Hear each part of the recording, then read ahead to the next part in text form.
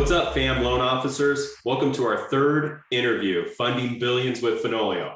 My guest today is Susanne Schlador. I hope I said that right, based out of the Eagle branch in Idaho. Susanne, so I pulled your numbers. In 2019, you closed 64 loans. In 2020, you closed 118 loans. So you almost basically doubled your business, which is awesome. So let's start off. Let's get to know you a little bit, Susanne. So give us a little background. How long have you been in lending, and how long have you been working for Finance America? All right, so I've been in the business since 2012. I started my career in market research, and I had a baby way sooner than I expected. So I was a stay-at-home mom for a number of years. So I was part-time with a number of different jobs, but in 2012, I'm like, I think I'll go into the mortgage business. That's no idea how incredible. hard it would be. Well, that's incredible. You started in 2012 and you closed over 100 units. And I mean, wow, that's amazing. That's a lot of business, because most of the people we talk to, they're like, I've been around 20 years. So that's awesome. Yeah, no, I'm impressed. I I didn't expect, like, I never set out on this path to be what I'm doing today. I just it was a mission to provide for my family, and this is what it became. So Okay. I'm really blessed. Let's start there. So you just, in 2012, you said, I want to be a loan officer. What made you want to be a loan officer? What got you interested in our business? So I had always been really good at mortgages. Like every time I bought a house, like my husband would be like, hey, Susanne, you're really good at this. You should try it.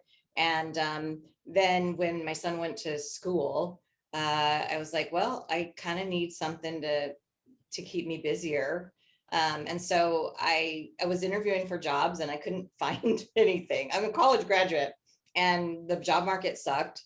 So I was in the middle of a refinance, and I was working with a gentleman who was new to the business. And I actually interviewed with another bank, and it was like interviewing with the Three Stooges, because there were three guys, they were hilarious. And I walked out and they're like, hey, if we want to hire you, like, can we see your tax return? I'm like, is that normal? And they're like, it's none of your business. And so I didn't get that job, but I called this other loan officer. I'm like, hey, is this normal? Like, what is going on? And he's like, no, that's not normal. But if you want to get in the business, my broker would probably hire you. So I met with her and she said, go get licensed and come on board. So I did. So I was 3 years in with the broker shop. And my very first day on the job, I met Devin Farner, who was our wholesale rep. Okay. And I remember going home and telling my husband, like, he is the smartest guy in the business, I'm sure. And if I ever need a job somewhere else, that's who I'll call. And that's how you landed here with us. I know. Yeah, that's really it. But 3 years later, I called him. I said, hey, can we have lunch? Let's collaborate. I wanted to talk about the industry. And pretty soon I was working for him. Nice. Cool. So let's start with this. What does your team look like? Are you, do you have help? Do you got an assistant, a processor? What's that look like? So I have an assistant, and I've been lobbying for my own processor for a number of months. And now we're transitioning to me having a processor who's like, does part LOA activities as well. Just as my current assistant is super, like, he's brand new, green. And he's doing a phenomenal kick-ass job, but oops, I said a bad word. He's doing a phenomenal job. And but I just needed a little bit more seasoning on the team to to keep rounding it out and continue to grow. Yeah, that's exactly, definitely. Look, at 120 units, you got to have your own team. You got to have your own assistant, your own processor. And what is the goal for 2021? I think I set in motion 180 units. Wow. That's a lot of units that's a lot of units just for you, assistant, and a processor. That's a lot of loans. So that's awesome. Well, I really set it in motion because I wanted my own person in that position. And like, well, this is what I'll do. And I'm about to close almost, I think 18 units for March. So if I can keep that going, then I don't think they'll ask me too many questions about the processor. So Well, Devin, if you're listening, you should hire a second processor. Good, I like it. At what point, well, you already got the one point. I was going to ask you, what point did you decide I need an assistant originally? What point were you like, man, you started in 12, you're working for a broker shop for a couple of years. What point do you like, man, I really need help? How many loans were you doing? What was that like? so I guess I was doing about 1 million to 1.5 regularly when I was like, okay, I could just do this. That's that level where I could just keep replicating that every month. But my business was expanding. So I'm like, well, I'm leaving money on the table if I don't bring someone in to help me. And that was several years ago, but I've had a couple false starts with assistants. So the first assistant lasted 6 months. Then I was like totally like it kind of blew my socks off when she quit, and it like sucker punched me. So Oh, I didn't try to get a new one for another year. And wow. the second one that I hired was 6 months, and then she's like, I'm out. But that was that was June. And I looked around at what was going on. I'm like, wow, if I don't get someone in the door, I'm leaving money on the table the rest of this year. So 100%. I hired someone completely green. I revamped the job description, and I learned something super cool about just this process. I changed, totally shifted gears with how I showed up as a boss or as a leader. Mhm. And I also revamped the job description, and I dangled some carrots, and I wanted someone who was extremely motivated, and that's what I got. And he's killing it. That's awesome. Mhm. I listen, my team, I have some seasoned people, but I also always have someone that doesn't know the industry, and Yeah. they're at the very beginning of the stages, and honestly, I spend more time with them than anything and get them up to speed, because the seasoned team, my seasoned processors and my seasoned assistant, they don't even need me, right? It's the Right. new one that I spend most of my time on. And have a few, like in the last 5 years, I've had 4 or 5 of them. One of them, he's his own loan officer now. And, he'll probably do 40 or 50 million. And I got him out of college, and he started in marketing. I grabbed him and I said, hey, look, I just need you to run credit and input these loans for me, and then I'll teach you loans. And now he's just absolutely murdering it. And I'm like, all right, you were great. And then I had another one that came in, same thing, graduated college, and now he's off and running. And I'm like, I kind of was like, man, I just wish someone would stay with me longer than 2 years. Right. Yeah, and I'm trying to keep him a little bit dependent on me. Right.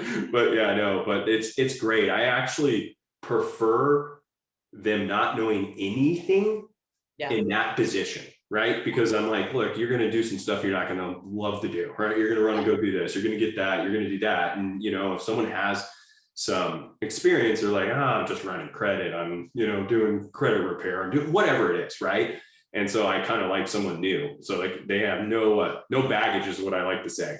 Yeah, exactly. And that's what that's what I learned that second time around, was like she had brought too much to the table that I had to like kind of edit, and it Right. was too hard to edit. It's easier to start fresh. Yep. 100%. Mhm. So what's the business look like? Your makeup of business, refi, purchase. I think I pulled it. It was 50-50, right? You were Yeah, almost. pretty close to 50-50. Yeah, Yeah. it's that big. Okay. And so where does that business come from?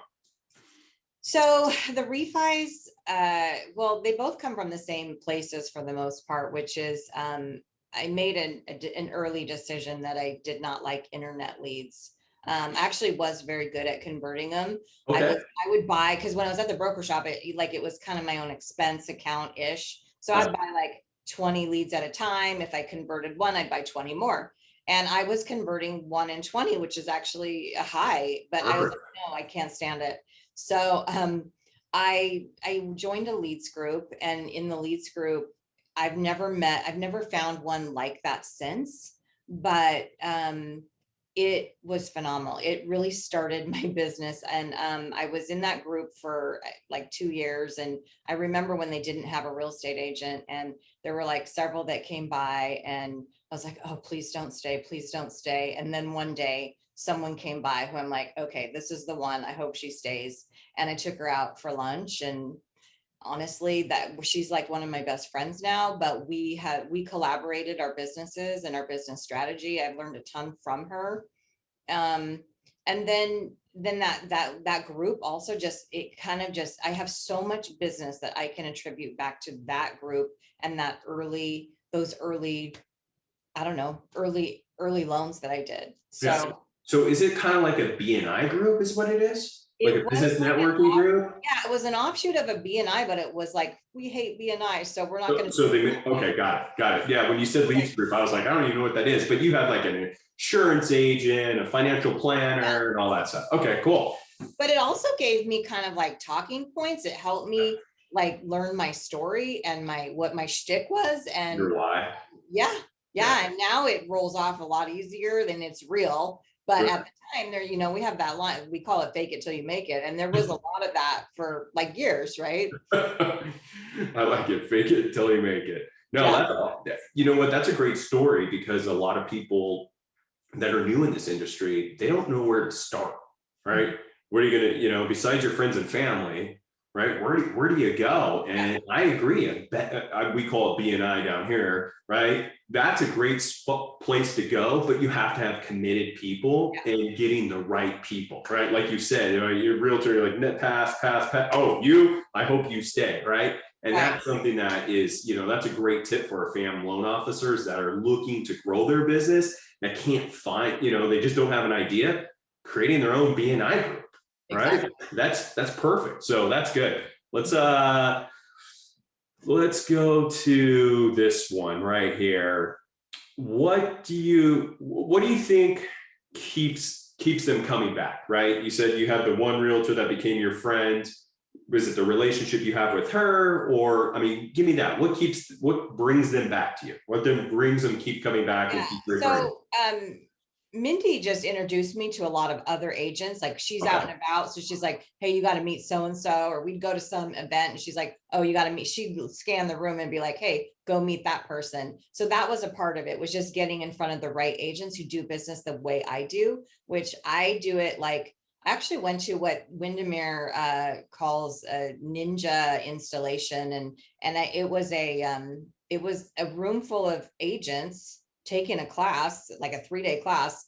And then every time he talked, I was only mortgage lender in the room. So every time he talked about mortgage, he looked at me and reinforced their need to use Susanne as the person that they know, like, and trust. Wow. So yeah, so that was amazing. So it just kind of replicated, got me in front of more agents. So then I have this group of agents, but that's not enough. You have to optimize the client experience. And so I've spent a ton of time optimizing what that looks like, what I want it to look like for my clients as they're going through the loan process. And really, it's like a twofold. You're optimizing their experience and getting to the finish line on time. Mm-hmm. And then you're replicating the business because they had a great experience and you're inviting them to tell everybody about you and the agent and all. It just kind of, it's like an exponential. So I would say that my growth of last year, it's the result of the years in the business and the time learning to optimize my business and the experience with the clients. That's awesome. And what is the goal with that experience through the transaction? Like, your goal is just educate them. Like, what is the, like, explain that. How do you optimize the business? What are you doing? Yeah. What are you doing that you think other people aren't doing and they should be doing? I'm not sure, but I know it's different. I know that what I do is different than a lot of originators, but I do extremely well with clients who need just a strategic game plan. And by the way, I worked with Devin Farner on his team for about almost 2 years as his right hand. And so he and I were just great collaborators, and he has taught me so much about how to do this business. So I think I just kind of took that collaborative, strategic approach, and he applies to his client base and it goes to mine as well. It's like, okay, what are you trying to do? And how can I help you? So it's really about making sure I'm executing their strategy on time. And it's that simple, but a lot goes into it. It's Mortgage Coach, it's MBS Highway, it's all the tools that our company has brought to the table. I've embraced them all and I use them all. And I think for the first time in my career, I can say I have everything I need to do this job the way I want to do it. And it's phenomenal. And I love what our company has brought to the table because we're killing it. I know. I feel the same. I feel the same. I don't use all of it. And I always tell people it's okay. Like it's overwhelming, right? You got MBS Highway, mortgage coach, all this stuff. I always tell everyone just hone in on one or two things and be really good at those things. Yeah. And like mortgage coach, right? I was always late. I'm always last to the party and everything. And I started using mortgage coach. I haven't even done the video yet. I just like the payments and all that stuff. I'm like, oh, this is money. And then I'm able to go, I send it to them and then I'm like, jump on a call. Let me walk you through it. And I think I don't know if I ever want to start sending videos because I build my relationship when I'm talking and explaining stuff to them, because that's where I build my value, right? I go, hey, this is what title insurance is. This is what property taxes are. By the way, have you ever heard of supplemental taxes? Because your realtors don't know how to tell it to you. So let me explain it to you, right? And that's like the value that I try to add when I'm going through that process. So the borrowers are like, oh my goodness. I always say, look, I want you coming out super smart and educated on how to get a mortgage and what you're doing. Yeah. So that's awesome. Let's start with, we already talked about success in the business. What about, do you listen to any podcasts, follow anyone, have a coach? Talk to me about strategies of growth for you. What are you doing daily? So last year I did have a coach from High Trust, and it was phenomenal. In fact, he was the one who helped me make that really key shift in how I showed up to the job as a leader with my assistant. So I'm like totally indebted to that coach. He just did a phenomenal job, which was awesome. But like toward the end of last year, I'm like, I'm being a terrible coachee. I don't have time to be coached. Like the business is just exploding. And so it's just kind of like learning to refine how I do it and when I do it and all that stuff. So that was great. As far as who I follow, mostly Barry. I adore Barry. I mean, he does such a great job. Like in fact, at one point the company turned my MBS Highway subscription off. And I'm like, I wrote like my boss is like, hey, I need this. It makes me smarter. And I love it. Like I listen to Barry, I eat that up. Like I feel like what he brings just makes me a smarter originator. And I love it. So, but that's all I do. I mean, I read news and everything, but that's the one thing that I do every day. So did you read about the Fannie Mae and the 7% of investment properties and second homes last night? And now we're going to higher LLPA hits. Yeah. And you know what? I got an email from Devin like 2 days ago and I was like, oh, I got to go in and lock a loan. I missed it. I'm like, crummy. It was like, So anyway, yeah. Man, Devin's really good if he got that out 2 days ago, because I heard about it like literally, I think it was last night. And I was like, huh? And then I pulled it up on my phone and I'm like, Fannie and Freddie. And I'm like, oh no, we're going to, and by the time I looked at it, it was 10 o'clock at night. I'm like, oh, well, I think we lock all our loans up front. So it wasn't too big of a deal, but it was like, oops, there was, here comes another one. Locked, so. Yeah, definitely. So let's talk about, what about pains? What are the biggest pains and challenge you have in this market today that you're facing? I would say in the market is just, it's so hard to land contracts right now. So it's a lot of coaching with the client, with the agent. It's a lot of, so the seasoned agents are great to work with. Just because we're collaborating and like, how can we do it? How can we land this one? What do we need to do? What leverage can we pull to make it work? What do we got to do to get our offer accepted? Yeah, but I have a ton of agents that do a couple a year that they send me business. And at one point I was like, oh, I should just cut them off. But I'm like, no, they all like that group that sends me one or two is actually a significant percentage. So then I end up doing a lot of coaching to them. And that's probably a friction. It just takes more time. I mean, I love doing it. I love collaborating. I love helping them, but it's hard when they're not in the market and they don't know what's going on. Yeah. And I know more about the market than they do. Yeah. What's interesting is I have really, really top producing agents. Mm-hmm. And then I have really low producing agents, 2 to 4 a year. Yeah. But those 2 to 4, they love it, right? I am their guy, right? And it's not that 2 to 4, maybe it's only 1 or 2, but they tell everyone they know about me and all this stuff. And so it's more than that, right? And they're loyal because no one's calling on them. No one's asking them for business. and they're like, hey, I work with Chris and he works with the number one agent here and the number one agent there. And he takes his time to talk to me and help me. And I actually like them. The 2 to 4s, they're not as needy as Right. some of the other ones. Yeah, if they have lower You know, expectations, or right. it's just fun to have the relationship with them. Right. And sometimes sometimes they could be desperate, right? When they're like, they need that paycheck and you're tough on that. But a lot of times they're just grateful. They're grateful because we ignore them, right? Every coaching, everything you hear out there that says, hey, so take the top 10 and call the top 10 and work your way down and stuff. I'm like, just take the ones at the bottom and help them grow and be there for them, because eventually they might end up being a top 10. And they'll never leave you because you were there when they were a nobody and they were coming up through the ranks. Yeah. So yeah, you hit it with that. The onesies and twosies. You said I should, but never mind. They're worth it. In my opinion, they're worth their gold. What one question would you ask me that you need some advice on or fixing or something? You got it. You got the floor. Why don't you ask me questions now? Yeah, I have a question. As you're growing your team, how do you maintain that? Like for me, there's these fundamental things that are me that really, and I draw these clients, these repeat clients, and there's a certain expectation of this is what you get when you work with Susanne.